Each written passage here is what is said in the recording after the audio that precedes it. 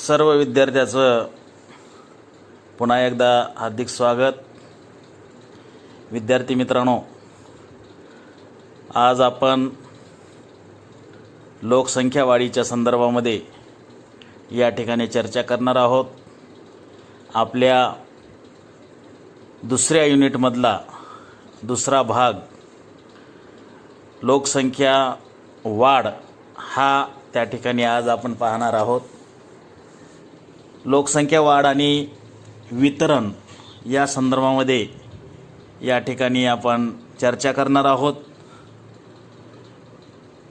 कोणत्याही देशाच्या आर्थिक, सामाजिक, राजकीय व सांस्कृतिक विकासामध्ये प्रामुख्याने लोकसंख्या या घटकाला अनन्यसाधारण महत्त्व असते। एखाद्या देशाची लोकसंख्या रिक्त असणे हे जसे देशहिताचे नसते, तसे अतिरिक्त असणे हे देखील देशहिताचे नसते। आता रिक्त आणि अतिरिक्त म्हणजे काय? रिक्त म्हणजे त्या ठिकाणी लोकसंख्येचं प्रमाण कमी असणं, आणि अतिरिक्त म्हणजे काय? जेवढी लोकसंख्या असायला पाहिजे त्याच्यापेक्षा त्या भागामध्ये जास्त लोकसंख्या असणं। आणि म्हणून हे दोन्हीही घटक खऱ्या अर्थानं लोकसंख्येच्या बाबतीमध्ये हिताचे नसतात। लोकसंख्या अतिरिक्त ज्या ठिकाणी होते त्या ठिकाणी आपण पाहतो कुपोषण, उपासमार, दारिद्र्य असेल, बेरोजगारी, निवास, शिक्षण, आरोग्य इत्यादीच्या सर्व सुविधा ज्या काय आहेत त्या अपुऱ्या पडतात, आणि यातून अनेक प्रश्न त्या ठिकाणी निर्माण होतात। राष्ट्राच्या विकासामध्ये खऱ्या अर्थानं याचा फार मोठ्या प्रमाणात अडथळा निर्माण होतो। आज जगातील अनेक विकसनशील देशांमधून लोकसंख्या वाढीच्या गंभीर समस्या समोर येत आहेत। अनेक विकसनशील देशांमधून लोकसंख्या ही जरी साधनसंपत्ती असली तरी एकूण लोकसंख्येच्या पेक्षा लोकसंख्येच्या त्या ठिकाणी गुणवत्तेला सुद्धा त्या ठिकाणी महत्त्व दिलं पाहिजे। जास्त लोकसंख्या असूनही त्या ठिकाणी उपयोग नाही। त्या लोकसंख्येमध्ये गुणवत्ता किती आहे या संदर्भानं त्या ठिकाणी जर विचार झाला तर ती लोकसंख्या खऱ्या अर्थानं आपल्या देशाला किंवा त्या देशाला पूरक ठरते। ऑस्ट्रेलिया, USA, कॅनडा यासारखी अत्यंत कमी लोकसंख्या असणारे राष्ट्र अतिशय प्रगत राष्ट्र म्हणून आज ओळखली जातात। तर चीन, भारत, पाकिस्तान, बांगलादेश यासारखी लोकसंख्येने जास्त असलेली राष्ट्र हे विकसनशील राष्ट्रे म्हणून ओळखले जातात। त्यामुळं राष्ट्रनिर्मितीमुळे व राष्ट्राचा विकास घडवून आणण्यामध्ये लोकसंख्येला अतिशय महत्त्वाचं स्थान त्या ठिकाणी प्राप्त झालेलं आहे। लोकसंख्या या घटकाचा ज्यावेळेस आपण विचार करतो त्यावेळेस त्या देशातील नैसर्गिक साधनसंपत्ती व मानवाचा सांस्कृतिक विकास या संदर्भाने विचार होणं आवश्यक असतं। त्या आधारेच आपण लोकसंख्या रिक्त आहे का अतिरिक्त आहे का पर्याप्त आहे हे आपण ठरवत असतो। ज्या देशामध्ये पर्याप्त लोकसंख्या आहे त्या देशामध्ये खऱ्या अर्थानं त्या देशाचा विकास हा सातत्यानं घडून येत असलेलं आपल्याला दिसून येतं। पर्याप्त लोकसंख्या म्हणजे काय? तर साधनसंपत्ती आणि त्या साधनसंपत्तीला आवश्यक असलेली तेवढीच लोकसंख्या त्या ठिकाणी असणं म्हणजे पर्याप्त लोकसंख्या। त्या देशामध्ये उपलब्ध असलेली साधनसंपत्ती आणि त्या साधनसंपत्तीच्या अनुषंगाने त्या ठिकाणची असलेली लोकसंख्या हा त्या ठिकाणच्या लोकसंख्येच्या बाबतीमधला विचार त्या ठिकाणी महत्त्वाचा असतो। आणि म्हणून पर्याप्त लोकसंख्या ही चांगली लोकसंख्या म्हणून त्या ठिकाणी ओळखलं जातं, म्हणजे कमीही नाही आणि जास्तही नाही। आता लोकसंख्या भूगोलात लोकसंख्या वाढ हा शब्दप्रयोग लोकसंख्येतील बदल या अर्थानं त्या ठिकाणी उपयोगात आणला जातो। लोकसंख्या ही नेहमी धन असते असं नाही, तर काही वेळा लोकसंख्या वाढ ऋण देखील असू शकते। लोकसंख्या वाढ म्हणजे विशिष्ट कालावधीत झालेल्या लोकसंख्येतील बदल होय. हा लोकसंख्येतील बदल आपण दोन प्रकारे त्या ठिकाणी सांगू शकतो किंवा आपण दोन प्रकारे त्या ठिकाणी व्यक्त करता येतो.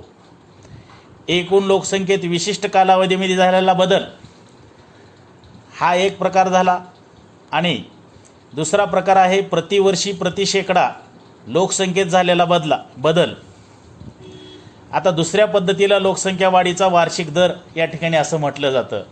म्हणून लोकसंख्या वाढ सांगत असताना प्रामुख्याने या पद्धतीनं त्या ठिकाणी आपल्याला सांगितली जाते.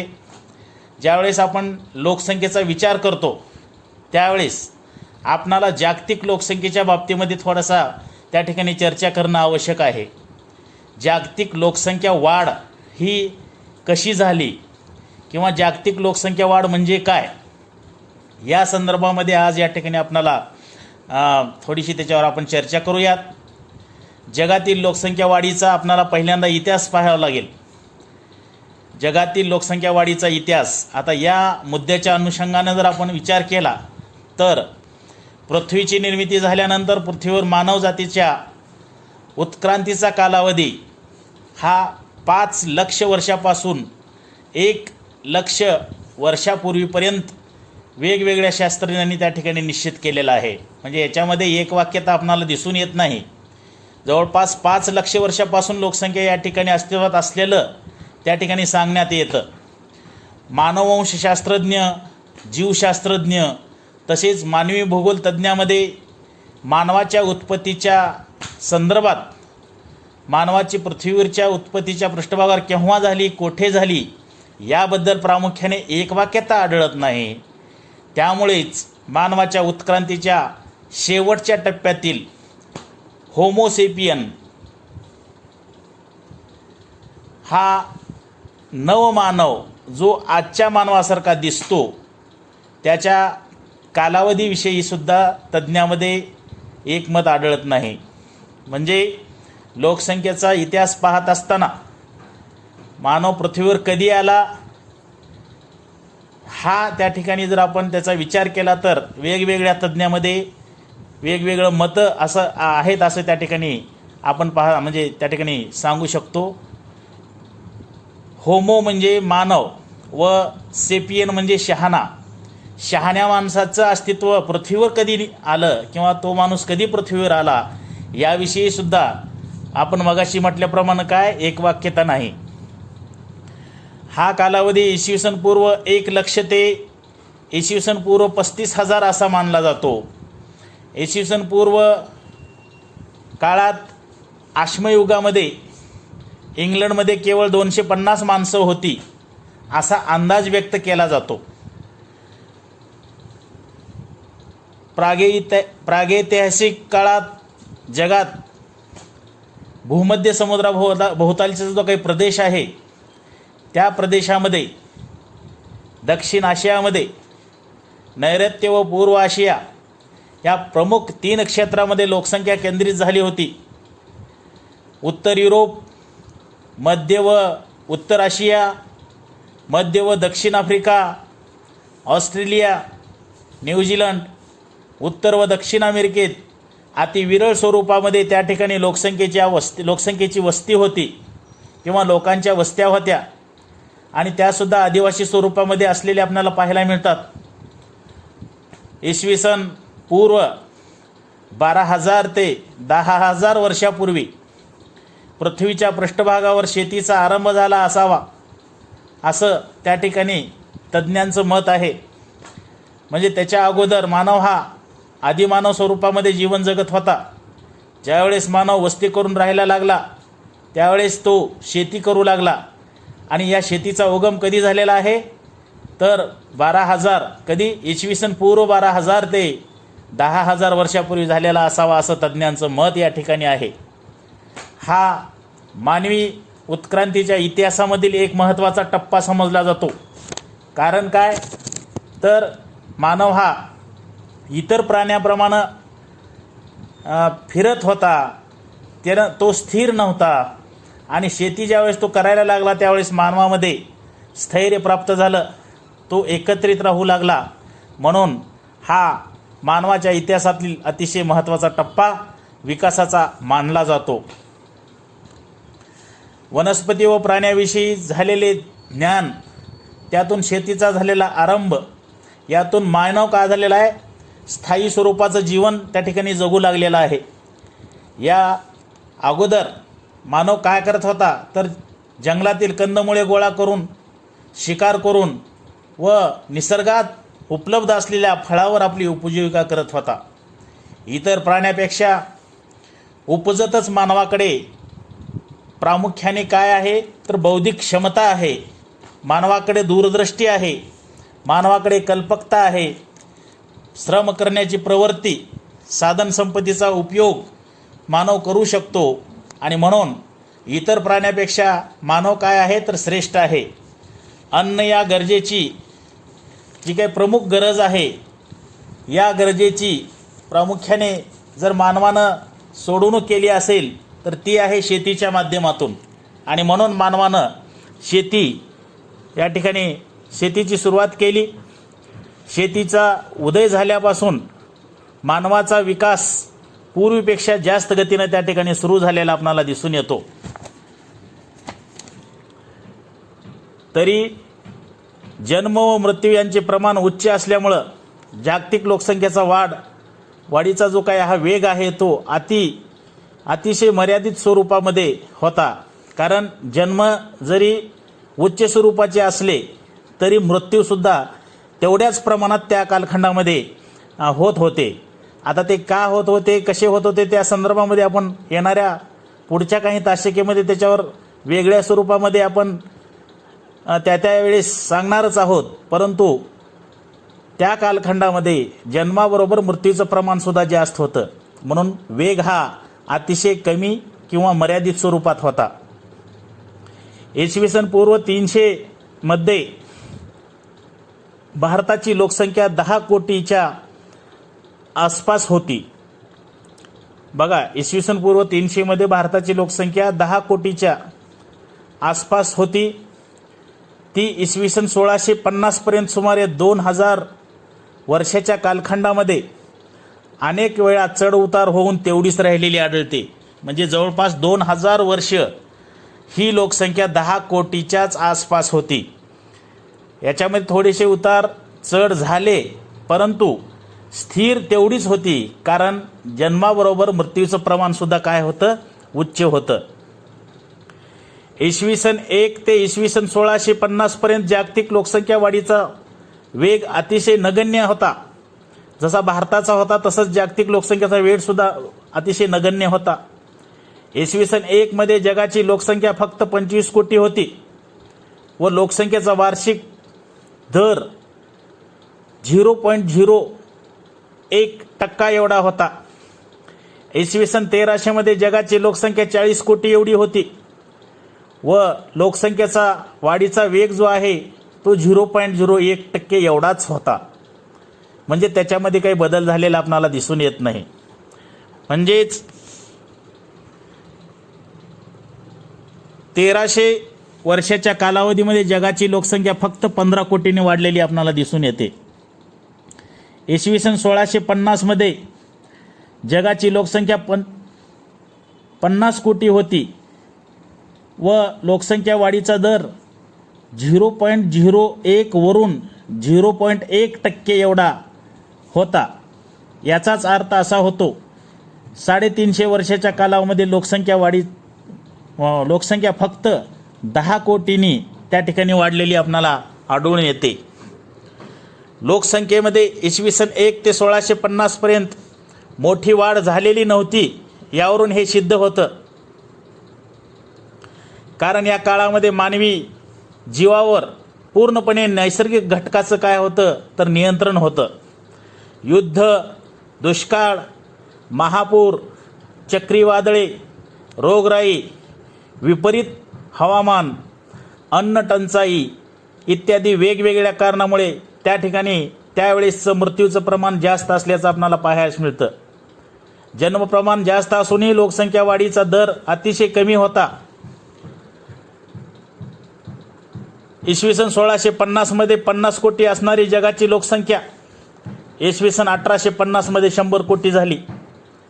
याच काळात लोकसंख्या वाढीचा वार्षिक दर 0.1% 0.5% वाढलेला होता.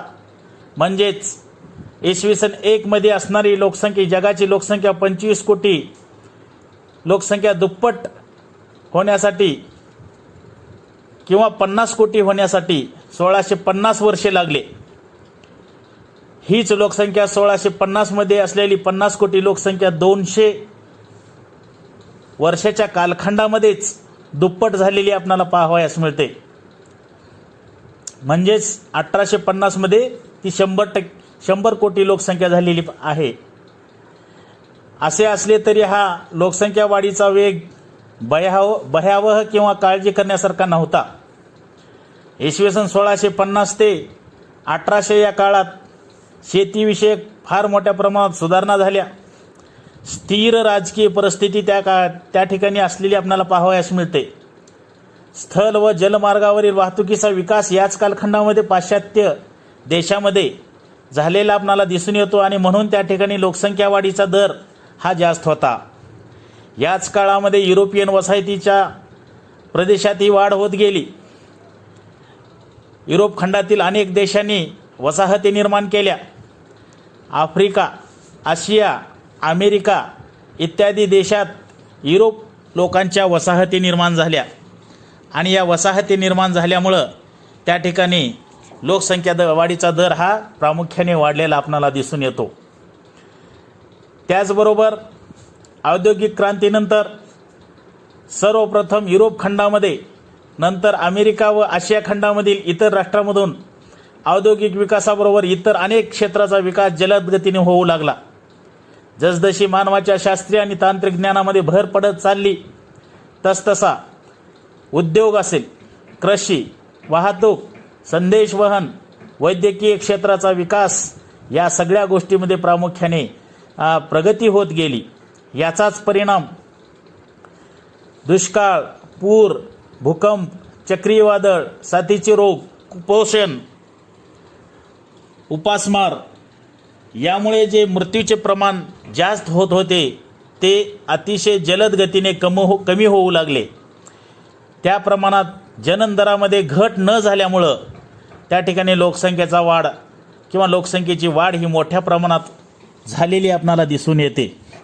1850 मध्ये 100 कोटी असणारी जगाची लोकसंख्या 100 वर्षाच्या कालावधीमध्ये 1950 मध्ये 250 कोटी झाली. म्हणजे दुपटीपेक्षा सुद्धा जास्त या ठिकाणी लोकसंख्या वाढलेली आपल्याला पाहायला मिळते. याचाच अर्थ लोकसंख्या वाढीचा दर 0.5 वरून 1.1% एवढा झाला. दुसऱ्या महायुद्धानंतर विकसित राष्ट्राबरोबरच नव्याने स्वतंत्र झालेली व विकास करू पाहणाऱ्या विकसनशील राष्ट्रांमधून जो काही ढोबळ मृत्यूदर होता तो त्या ठिकाणी घटत गेला. अर्भक मृत्यूदरामध्ये फार मोठ्या प्रमाणात घट झाली. वैद्यकीय सुविधामध्ये फार मोठी वाढ झाली. राहणीमानामध्ये सुधारणा झाली. नैसर्गिक साधनसंपत्तीचा वापर आणि आर्थिक विकास इत्यादीमुळे लोकसंख्येचा वार्षिक दर हा जो काही आहे तो 1950 मध्ये 1.1% एवढा होता. तो 1975 मध्ये 2.03% एवढा झाला व जगाची लोकसंख्या 250 कोटीवरून 410 कोटीवर पोहोचली. बघा, फक्त 25 वर्षाच्या कालखंडामध्ये जगाची लोकसंख्या जवळपास 410 कोटीवर पोहोचली. 11 जुलै 1987ला जगाची लोकसंख्या 500 कोटी झाली. म्हणजेच 1950 साली असलेली 250 कोटी लोकसंख्या केवळ 37 वर्षाच्या कालखंडामध्ये दुप्पट झालेली आपल्याला पाहावयास मिळते. अशा या विक्रमी व कमी कालावधीत जलद गतीने झालेल्या लोकसंख्या वाढीच्या किंवा लोकसंख्येच्या वाढीस लोकसंख्या वाढीचा विस्फोट किंवा प्रस्फोट असं त्या ठिकाणी म्हटलं जातं. 37 वर्षामध्ये दुप्पट लोकसंख्या वाढणं म्हणजे काय? लोकसंख्येच्या विस्फोट किंवा प्रस्फोट असं त्या ठिकाणी असं म्हटलं जातं. इसवी सन 1990मध्ये जगाची लोकसंख्या 527 कोटी होती, तर 2000मध्ये 608 कोटी झाली. याच वेगानं जर लोकसंख्या वाढत राहिली तर इसवी सन 2025मध्ये 812 कोटी, 2050मध्ये 957 कोटी, 2075मध्ये 1048 कोटी व इसवी सन 2100मध्ये 1095 कोटी एवढी लोकसंख्या होईल असा अंदाज युनायटेड नेशन या संस्थेने त्या ठिकाणी व्यक्त केलेला आहे. जलद गतीने वाढत असलेली लोकसंख्या व लोकसंख्येचा वार्षिक दर यामध्ये मात्र अभिक्षेत्रीय भिन्नता आपणास पाहावयास मिळते.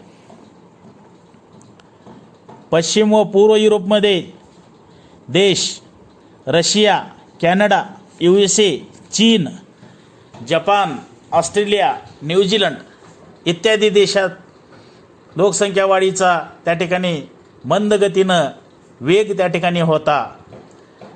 या देशामधून लोकसंख्या वाढीचा दर 0.0 ते 0.8% इतका आढळतो. चीनमध्ये लोकसंख्या वाढीचा दर 1% होता, तर इंग्लंड व जर्मनीमध्ये तो 0.2% एवढा होता. म्हणजे चीनचा आणि त्या ठिकाणी इंग्लंड व जर्मनीची जर तुलना केली तर बघा किती फरक त्या ठिकाणी आढळून येतो. स्वीडन, नॉर्वे, फ्रान्स यासारख्या देशामधून तर तो शून्यावर येऊन ठेपलेला आहे. दरडोई उत्पन्न जास्त, अतिउच्च जीवनमान, जननावर प्रभावीपणे त्या ठिकाणी नियंत्रण ही या विभागातील प्रमुख वैशिष्ट्ये असल्यामुळं त्या ठिकाणी लोकसंख्या वाढीचा दर हा कमी असलेला पाहावयास मिळतो. चीनसारख्या देशाने सुद्धा 1986 नंतर लोकसंख्या वाढीवर प्रभावीपणे नियंत्रण ठेवून लोकसंख्या वाढीचा वार्षिक दर 1% ठेवण्यात यश प्राप्त केले आहे. राजकीय इच्छाशक्ती, विवाहाच्या वयात वाढ, एक अपत्य योजना, कुटुंब नियोजनाचे प्रभावी शिक्षण आणि त्याची अंमलबजावणी इत्यादीच्या माध्यमातून चीनने हे यश संपादन केलेले असलेले आपल्याला पाहावयास मिळतं.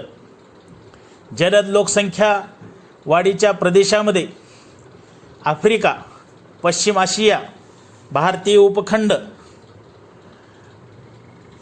आग्नेय आशिया व दक्षिण अमेरिका यांचा समावेश होतो.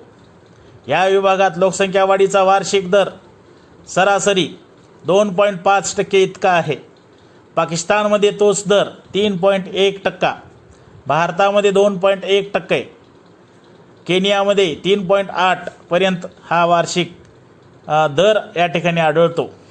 आर्थिक विकास कमी, प्राथमिक आर्थिक क्रियांचे वर्चस्व, कनिष्ठ प्रतीचे राहणीमान, साक्षरतेचे अतिशय कमी प्रमाण, सामाजिक व धार्मिक रूढी, त्याचबरोबर नियोजनाचा त्या ठिकाणी अभाव व प्रबळ राजकीय इच्छाशक्तीचा त्या ठिकाणी अभाव इत्यादी कारणामुळं वरील देशामधून किंवा वरील प्रदेशामधून लोकसंख्येच्या विस्फोटाची परिस्थिती त्या ठिकाणी निर्माण झालेली आहे. या ठिकाणी आपण जागतिक लोकसंख्या वाढीचा इतिहास आपण पाहिलेला आहे. हा इतिहास पाहत असताना आपणाला लक्षात आलं असेल की सुरुवातीपासून लोकसंख्या वाढीचा दर कसा होता. थोडक्यात आपण पाहिलं की 5 लक्ष वर्षापासून काही तज्ज्ञाच्या मते पृथ्वीवर मानवाचं अस्तित्व निर्माण झालं. त्यानंतर इसवी सन 1 पासून 1650 पर्यंत लोकसंख्या वाढीचा दर हा अतिशय कमी होता. आपण काय त्याचं कारणही त्या ठिकाणी पाहिलं की त्या ठिकाणी जन्मदरी दर जरी जास्त असला तर मृत्यूदराचं प्रमाणसुद्धा जास्त होतं. नंतरच्या कालखंडामध्ये 1650 नंतर आज तागापर्यंत सातत्यानं लोकसंख्येची वाढ जी आहे ती फार मोठ्या प्रमाणात आणि वेगानं झालेली आपल्याला पाहावयास मिळते. अशा पद्धतीनं या ठिकाणी जागतिक लोकसंख्या वाढीच्या बाबतीमध्ये आपण या ठिकाणी चर्चा केलेली आहे. दुसऱ्या महायुद्धानंतर किंवा औद्योगिक क्रांतीनंतर तर लोकसंख्येचा विस्फोट घडून आला. आपण त्या ठिकाणी पाहिलं 37 वर्षामध्ये लोकसंख्या दुप्पट झाली आणि त्या ठिकाणी लोकसंख्येचा विस्फोट झाल्याचं आपल्याला पाहावयास मिळतं. अशा पद्धतीनं जागतिक लोकसंख्या वाढीच्या संदर्भामध्ये आज आपण या ठिकाणी चर्चा केली. याचबरोबर भारतातील सुद्धा लोकसंख्या वाढीच्या संदर्भाने आपणाला चर्चा करायची आहे. आपण नंतरच्या तासिकेमध्ये भारताच्या लोकसंख्येच्या वाढीच्या संदर्भानं त्या ठिकाणी पाहणार आहोत. आज आपण या ठिकाणी थांबूयात.